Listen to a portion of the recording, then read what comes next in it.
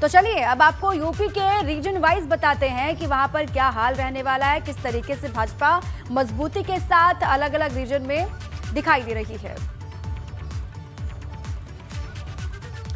अब भाजपा 228 से 244 सीटें यहां पर लेती हुई दिखाई दे रही है। एग्जिट पोल में आपको बता रहे सपा प्लस को 132 से 148 सीटें मिलती हुई दिखाई दे रही हैं। यूपी का एग्जिट पोल आपके सामने हम रख रहे हैं। बसपा को 13 से 21 सीटें मिल सकती हैं, ये एग्जिट पोल बता रहा है। कांग्रेस को 4 से 8 सीटों पर ही संतोष करना पड़ सकता है और अन्य को देखिए 2 से 6 सीटें अन्य के खाते में जाती हुई दिखाई दे रही है। ये देखिए बड़ी तस्वीर उभर करके भाजपा के लिए यहां से, और अच्छी खबर भी कह सकते हैं एग्जिट पोल के आधार पर। लेकिन ये एग्जिट पोल क्या एग्जैक्ट पोल होंगे, 10 तारीख को ये सामने हो जाएगा।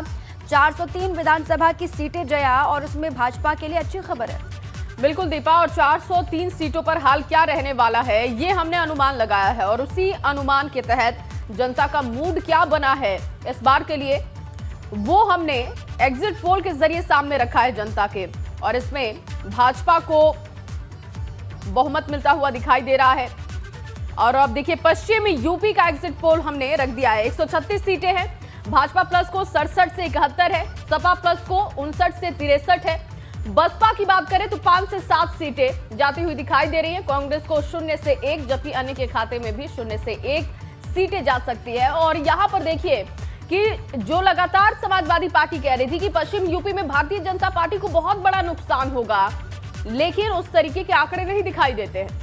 किसान आंदोलन एक बहुत बड़ा फैक्टर भी रहा। ये कहा गया कि पश्चिमी उत्तर प्रदेश के किसान जो है वो बेहद नाराज है भारतीय जनता पार्टी से। लेकिन जब ये एग्जिट पोल में नतीजे इस तरीके से बनते हुए दिखाई दे रहे हैं तो ये अच्छी खबर है।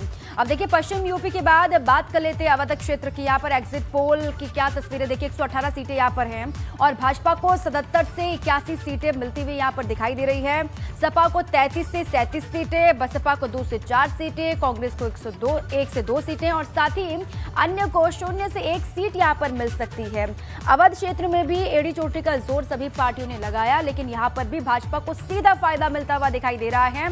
और ये जो फायदे का अंतर है वो बहुत ज्यादा है। और देखिए सिर्फ अवध या पश्चिम यूपी की नहीं बल्कि बुंदेलखंड की बात कर ले तो यहां पर 19 सीटें हैं और वहां पर क्या आकलन रहा है वो भी दर्शकों को दिखा रहे हैं। भाजपा 14 से 18 सीटें ले सकती है, सपा प्लस को 0 से 4 सीटें मिल सकती हैं, बसपा को 1 से 2 सीटें, जबकि कांग्रेस के खाते में भी 0 से 1 सीटें जा सकती है, अन्य के खाते में 0 से 1।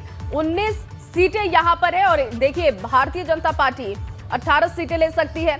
अब पूर्वांचल की बात कर लेते हैं, 130 सीटें हैं, भाजपा प्लस 70 से 74 रह सकती है, समाजवादी पार्टी प्लस 40 से 44 सीटें रह सकती है, बसपा को 6 से 8 सीटें मिल सकती हैं। कांग्रेस की बात करते हैं 4 से 6 सीटें उनके खाते में जा सकती है, अन्य को भी 3 से 5 सीटें यहां पर मिलने का अनुमान है।